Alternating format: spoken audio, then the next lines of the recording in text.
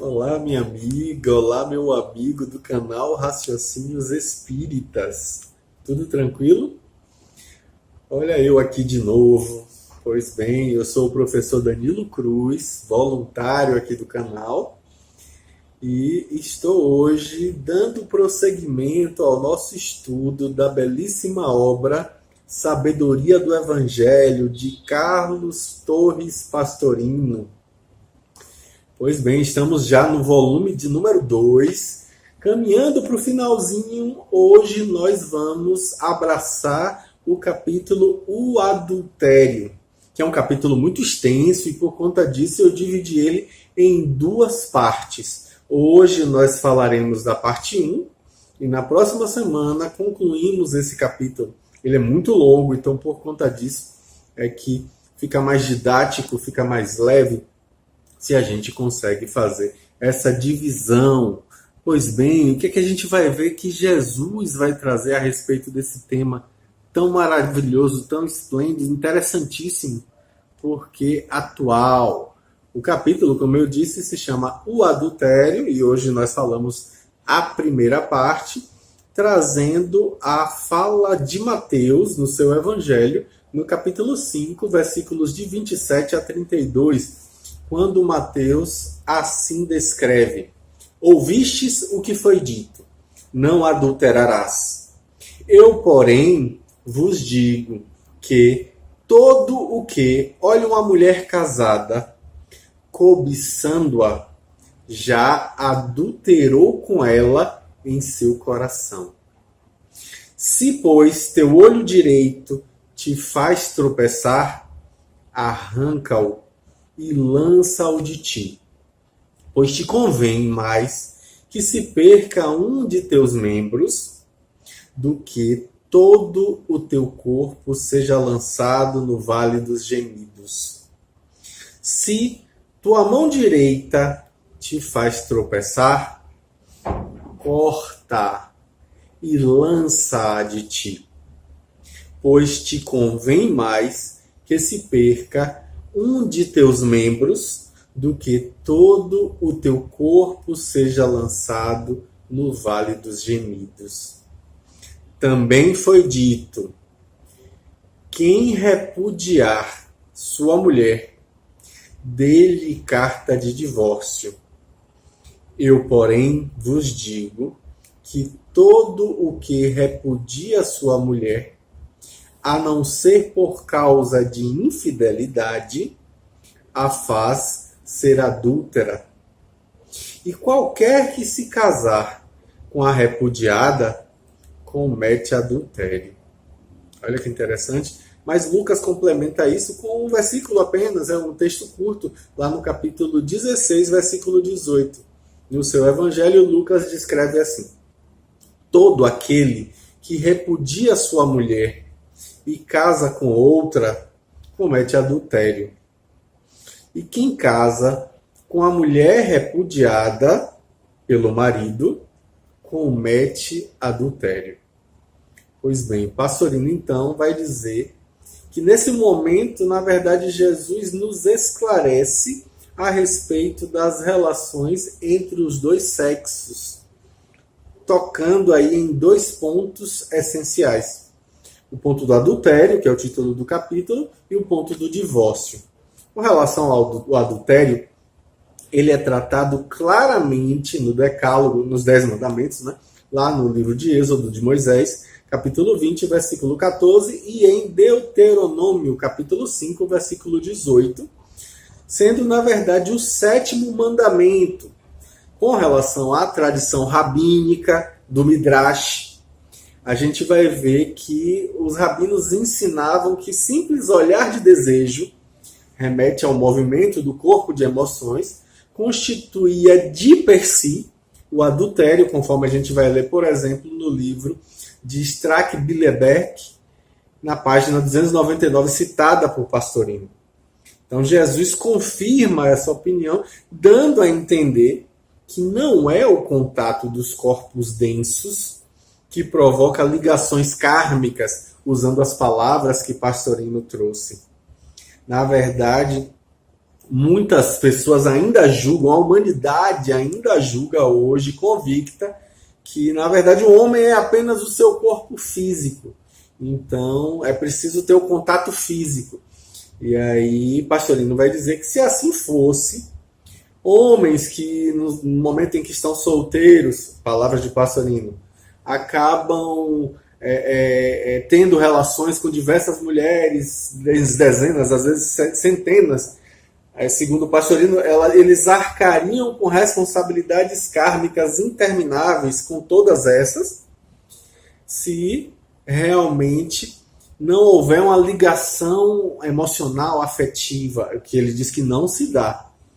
Que, na verdade, o corpo denso é uma casca externa, é um veículo visível para a movimentação na crosta terrestre do espírito imortal. É o suporte pesado do espírito, é o hardware usado ali pelo espírito. Então, não são seus contatos físicos que ocasionam karmas, mas sim ações espirituais, do domínio espiritual, é que vai provocar ligações reais.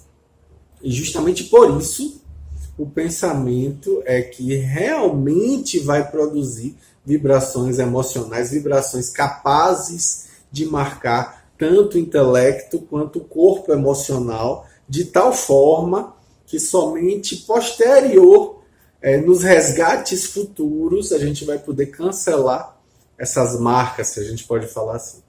Então, daí o aviso sério e oportuno de Jesus a seus discípulos e aos seus seguidores, e a nós, aqui a essa distância, mas que ainda estamos tão próximos, com respeito à questão do pensamento. Ele fala no coração, né? Porque o coração era a sede do pensamento. Então, a gente precisa lembrar que é preciso haver uma coparticipação espiritual, não apenas do corpo físico. Porque só essa participação espiritual que traz consequências kármicas, se produz prejuízos de ordem material ou moral aos atores daquela peça, usando as palavras de Pastorino. Não existindo prejuízo, nada acarretará de nocivo, porque não deixa marcas. Então a gente vê que o mesmo não pode se dizer com relação ao pensamento, né? O pensamento sim vai deixar marcas. E aí Pastorino diz que este modus in rebus, ou seja, em todas as coisas há uma medida, há um limite. Não é qualquer pensamento que cria um karma. Palavra de Pastorino, né? Como do mesmo modo, ele usa esse exemplo, né? Não é qualquer semente que cai no solo que vai produzir uma árvore. Então, o simples olhar que, por exemplo, admira a beleza, que julga a beleza da criatura, julga a criatura como sendo vistosa, bonita, isso não criará karmas. O que causa vínculos fortes e, portanto, aí vínculos que necessitam de resgate é o olhar insistente, alimentado constantemente, que provoca movimentos internos, movimentos emocionais intensos, chegando por vezes até a sensações físicas. É isso aí que demonstra ter atingido uma ligação fluídica entre os dois seres, apesar de que pode ser que um deles nem saiba. Um deles pode ignorar tudo e, por conta disso, obviamente, fique isento de qualquer tipo de culpa. Mas essa força mental em ação tem seu ponto de partida no espírito. E é justamente por isso que esse espírito vai impregnar as suas consequências, que vão se imprimir para o futuro cancelamento através do resgate. Então, Pastorino, então, sugere que a gente compreenda como se entendia a palavra adultério na lei mosaica. Olha que interessante isso, né? Aí ele vai dizer que adultério, na verdade, era a infidelidade da esposa ou da noiva ao seu senhor. Porque perante a lei, só a mulher casada e a noiva poderiam cometer adultério. Olha aqui, que estranho isso, hein? O homem tinha plena liberdade de ação. Se ele, por exemplo, tivesse relações sexuais com moças solteiras, nada de mal havia, Nessa época, a gente vê que, no máximo, se ele fosse pego em flagrante ali, colhido na ação, ele pagava uma multa de 500 ciclos de prata ao pai da moça e levava ela como uma esposa a mais, conforme a gente lê no livro de Deuteronômio, capítulo 22, versículos 28 e 29. A gente vê que, na verdade, ele podia ampliar amplamente à vontade, né, o seu harém, desde que ele tivesse dinheiro para sustentar todas as esposas. Então, simplesmente ele estava ali fazendo o quê? Comprando mais uma propriedade daquele pai que era o antigo dono daquela donzela. Pois bem, a mulher, que se fosse casada ou noiva, não podia se entregar a outro homem. Porque esse fato constituía, na verdade, um roubo ao marido dela, já que ela era vista como propriedade dele. Então, por isso, o adultério era uma infidelidade apenas da esposa ao seu senhor, ou da noiva ao seu noivo.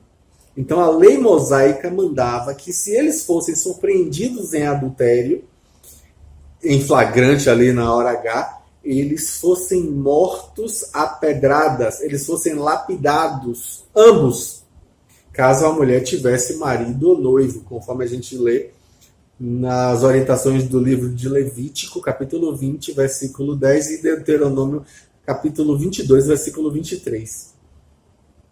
E ela, na verdade, ela estava sendo infiel ao dono, ela lesara uma propriedade alheia. E Jesus, obviamente, não aprova essa barbaridade. Jesus prefere o perdão, como a gente vê em diversas passagens, inclusive aí em João, capítulo 8, versículos de 1 a 11. Então, a seguir, Pastorino vai apontar dois exemplos, duas belas hipérboles literárias. Ele vai falar da determinação de olho direito e mão direita como sendo uma concessão à maioria da humanidade, que é constituída de destros, e além disso também ele diz que é uma minúcia aí que agrada ao povo. É lógico que Jesus estava falando aí com relação ao ato de arrancar o olho ou cortar a mão como sendo atitudes morais e não físicas. Ninguém vai arrancar o olho literalmente, nem cortar a mão literalmente. Então, quando nós comentarmos, na verdade, na segunda vez em que Mateus cita essas palavras, mais adiante, quando a gente chegar lá no capítulo 18 de Mateus, versículos 8 e 9, reproduzindo, na verdade, com maior fidelidade, Mateus dá mais detalhes nessa segunda vez que ele cita isso, a gente vai ter, então, a ocasião de estabelecer um sentido preciso dado por Jesus, né, justamente para essas afirmativas.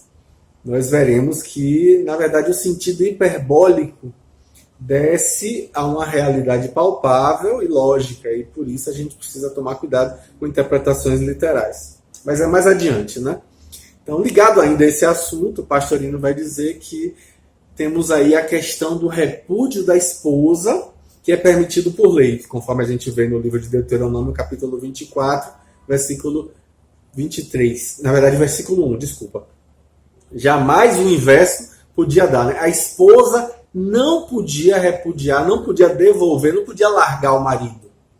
O homem é que podia, segundo a lei, repudiar a mulher, mesmo que o motivo fosse unicamente, por exemplo, não achar mais graça nos olhos dela, ou encontrar nela alguma coisa que fosse, digamos que feia. Ele simplesmente tinha que repudiar a mulher e dar uma carta de divórcio. Então, Jesus, na verdade, continua a autorizar o repúdio da mulher, ou o divórcio. Repete isso, inclusive, em Mateus, no capítulo 19, versículos de 9 a 10. Mas, na verdade, Jesus restringe essa atitude num único caso ali, em que a esposa tenha tido relações sexuais com outro homem. Jesus restringe a infidelidade. Então, nesse caso, o libelo de repúdio deixaria ela livre e poderia se unir a outro, no caso, a ela a outro também. Então, se o repúdio não for por causa de infidelidade da esposa, então o marido, pondo-a para fora de casa, a empurraria para o adultério. Olha o que Jesus está ensinando aí, né? Ele seria o responsável por ela se tornar adúltera. E quem a acolhesse também cometeria adultério, porque de fato ela não estaria divorciada. Ou seja, os vínculos matrimoniais, na perspectiva que Jesus ensina, não estariam realmente dissolvidos. Então, assim também, entende, é bom que Pastorino cite isso, né? A igreja grega ortodoxa, melhor dizendo, que afirma que a infidelidade conjugal por parte da esposa dissolve os vínculos matrimoniais. Já Lucas não cita a exceção. Ele apenas reproduz a regra geral que proíbe o repúdio. Não se fala, como disse Pastorino, do caso de, por exemplo, uma separação espontânea, uma separação voluntária dos dois cônjuges. Não se fala aí quando eles agissem de comum acordo, não tem nada a respeito disso.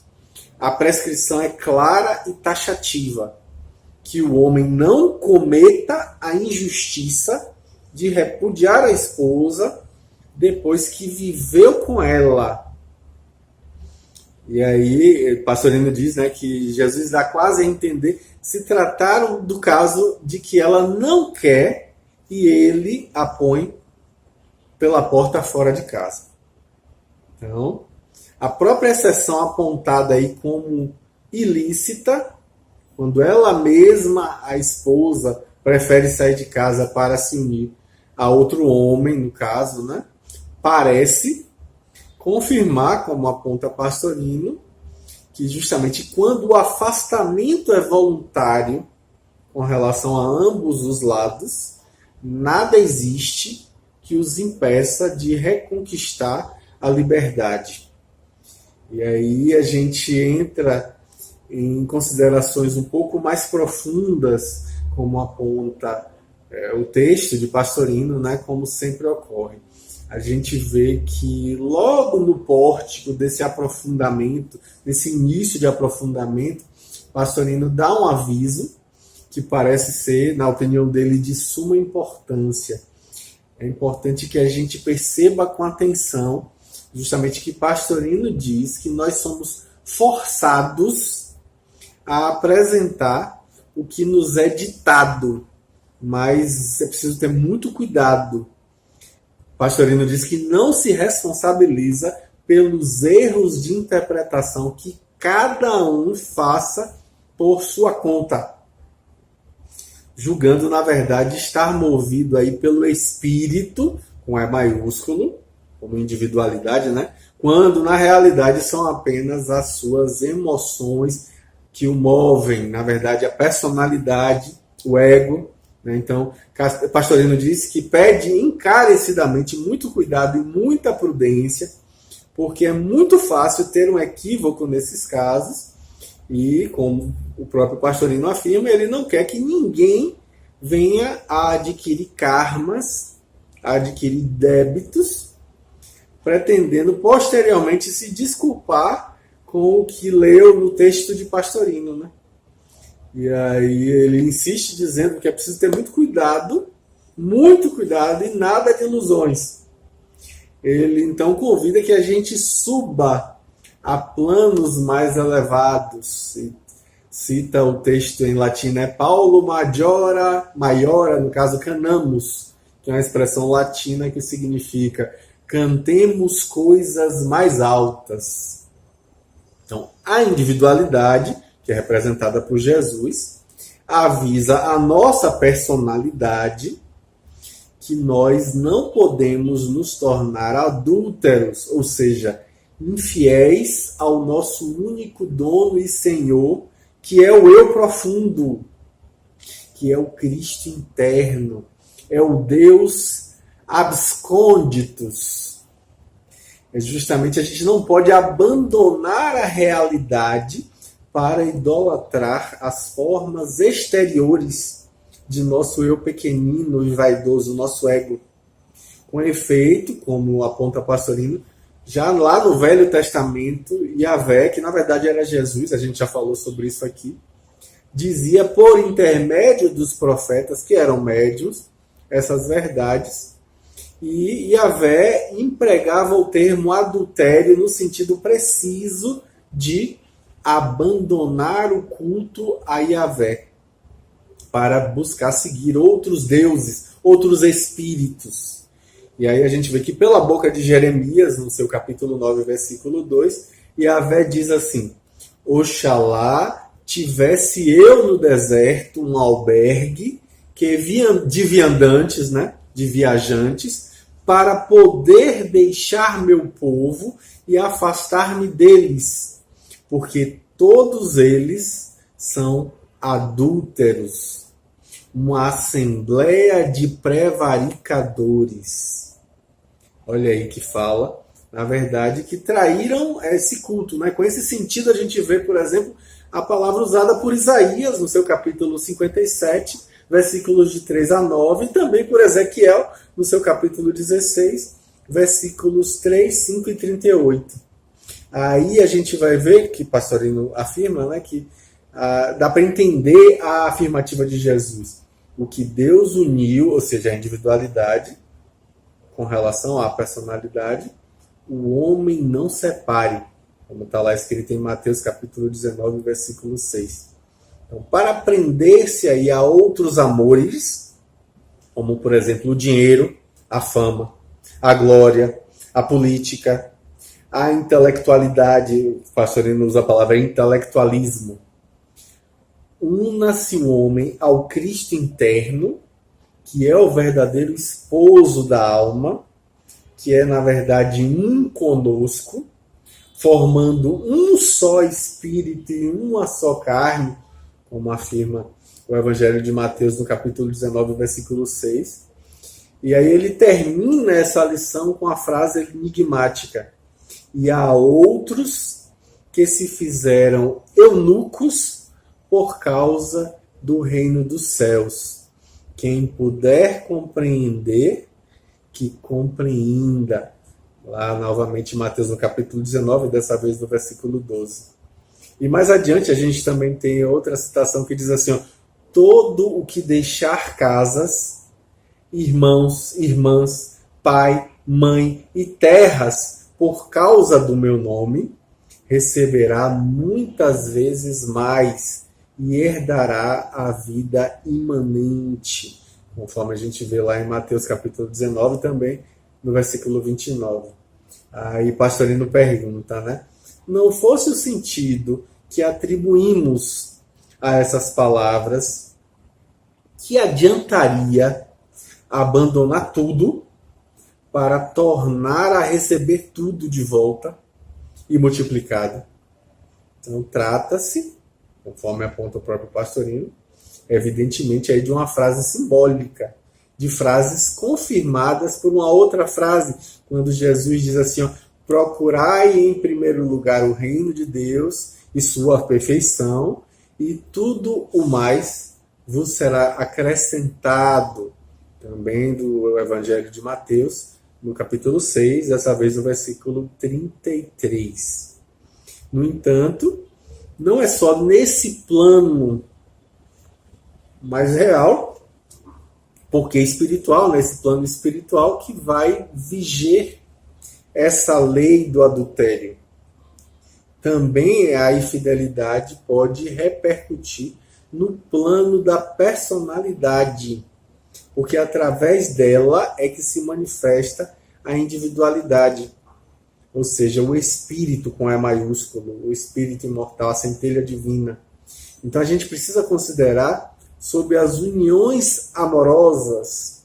Logo de início, então, o Pastorino assinala que a individualidade condena in totum, ou seja, completamente, os movimentos provenientes de uma pura concupiscência animal, que é motivada, na verdade, pela atração das formas físicas exteriores e é expressa ali no texto evangélico como sendo o desejo carnal. para quem já vive na individualidade, já vive com o Cristo interno, já entra em contato com o Cristo cósmico no reino do Espírito ou no reino dos céus, e é bom lembrar, como aponta a pastor, são pouquíssimos que conseguem, essa parte foi de há muito superada. Mas, de modo geral, a humanidade simplesmente não sabe e não pode ainda fazê-lo.